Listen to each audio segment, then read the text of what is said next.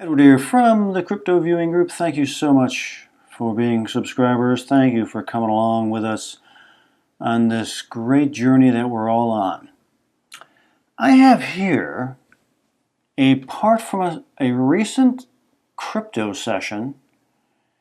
It was a very interesting part of the session, and I've been thinking about it ever since I did it. And the implications of it are very important in my perspective. I'm going to read this here real quick. It is very wise to be fully aware of one's technological dependency. Highlighted. It is imperative to maintain balance with it. The ones who are and will become more fully dependent on it will suffer the most. And I had an image in my mind of what I wanted to draw, but then I wanted to make a modern version of it. So I had this faceless human. On one side was technology, and on the other side was the feather of truth. But what I had in my mind was an Egyptian image. This is called, or at least in modern times, it's called the weighing of the heart. The Egyptian ceremony for the recently deceased pharaoh. But then I gotta wonder, pharaoh, I think we're all pharaoh now in one way or another. But what's taking place here is that you have Anubis, the god of the underworld, the god of embalming, and he has the heart of the recently deceased pharaoh, and he's weighing it against the feather of truth or the feather of Mot. You have Thoth over here, and he is documenting all the events.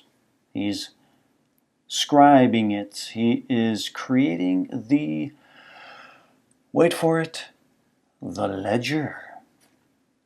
And you have Amit here, who has come up in other sessions of mine. Amit is there waiting to be called to duty. If the weight of Pharaoh's heart is heavy, then it will be devoured by Amit. Heavy with regrets and deceptions and lies and all around bad human behavior. And Amit is really represents all the temptations that would lead someone astray. So if he detects all that, he has devoured that soul. So this is what I was thinking about when I made this sketch. That this was a modern day version of this, which was very interesting to me. Then I started thinking about this guy here, Thoth. He's a scribe. He's documenting. He is creating a ledger. So I started thinking, if Thoth were in modern times, who would Thoth be? I said, well, maybe Thoth is blockchain, the ledger. Maybe that's a modern day version. I started thinking about this company, this entity right here, IBM. And maybe IBM is the modern day Thoth. Now, why would I think that? Well, yesterday was the anniversary of the start of the company, IBM. It wasn't called IBM at first. It was like CTR or something like that. Started in the late 1800s. And this guy here, I believe his name was Charles Watson. His last name was Watson. He became the president of the company in 1914, and he changed its name to IBM in 1915. And that company was famous for its development of machines that could document things. How about that? They were contracted by the United States government to do the census, tracking everybody. Who and where is everybody? They made money selling typewriters. A typewriter, a modern day version of this. Computers, blockchains, artificial intelligence, all of those things. They're doing all that stuff.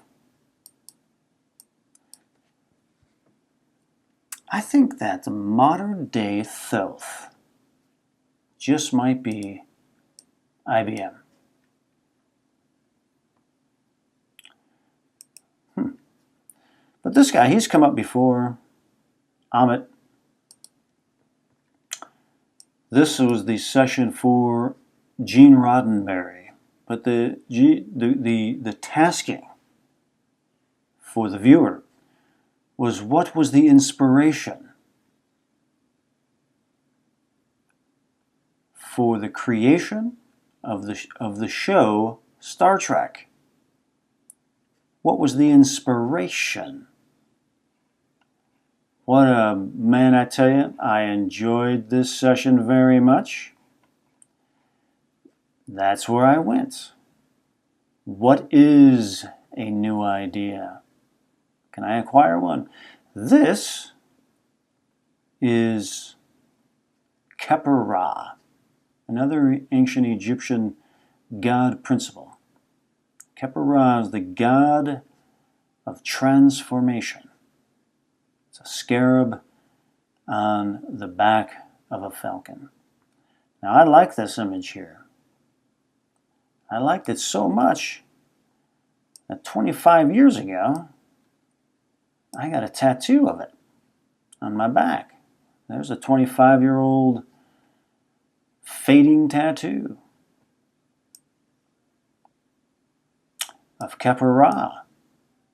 And the interesting thing about it was, when I saw this image, and I really wanted to get a tattoo of it, I didn't know what it meant. It wasn't until several years later that I found out that Khepera was the God principle of transformation. And we are in a transitional time. We are in a great time of transformation. We are in the time of transformation. So as I'm thinking about Thoth, and I'm thinking about IBM, and what IBM has done and does, what Thoth did, I began to think of this other session that we did recently. And I had these very, very interesting ideas here. This may look scary, but in my opinion, it's only designed to look scary. It's really not that scary when you look at what it is representing. But when I was in here in this session were the battles of Kronos. Kronos is I believe it is the Greek name for Saturn. Kronos represents time. So does Saturn and the restrictions of it. And that's what I was in when I was doing this session. And so I drew the old devil. That doesn't represent Saturn. Is it an affliction of Saturn, a psychotic misinterpretation? So here we have the old devil Saturn. And he's on this clock here. And this person's chained to another clock. I put another clock in there. And he's got the fire to him, man. He's in that clock.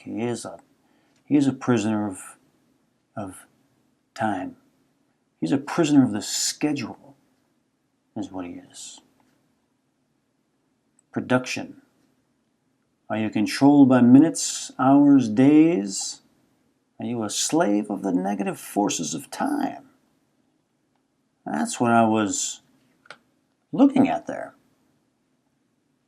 And very, very curious and interested in.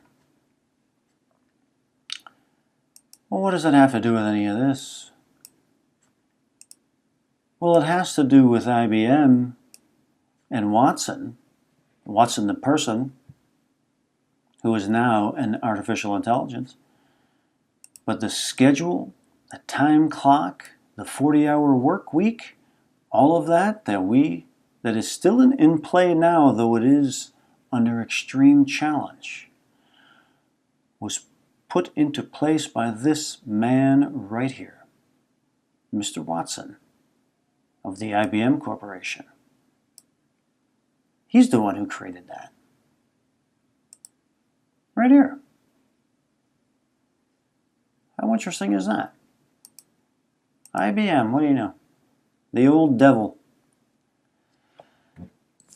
But it's under stress. Where is that part here? I mean, I got stuff. No. Where is it? No, it's the time war. Natural time. Natural time. And unnatural time. So the meaning of it is, let me get back here. This, and IBM, and the psychotic misinterpretation of Kronos. In my point of view, is that this is moving into its next phase. And another phase is moving in. New phase is moving in. And these things are on our, they have been challenged and they're being phased out. You work from home now. You work when you want to work. Not as much of a slave to time as we used to be. Not anymore, and that will continue. That will continue. As we phase out of the Saturnian, or what I would call Saturnian, or Kronos rule, or Saturnian programming and ruling, and into something maybe a little bit more Neptunian. Something along those lines. The challenge has been won. So those are just some ideas floating around in my head based on a couple of very interesting sessions that were recently done, and maybe some things to think about. Contemplate your dependency on technology. Do you have a balance with it? Because if you don't, you might have to go and talk to, let me see if I can find him. This guy. You don't want to get on his bad side. Thank you so much for watching. I hope you found this interesting, and many more to come. Subscribe today for full access to our massive archive of remote viewing debriefs. The past, the present, and the future, only at futureforecastinggroup.com.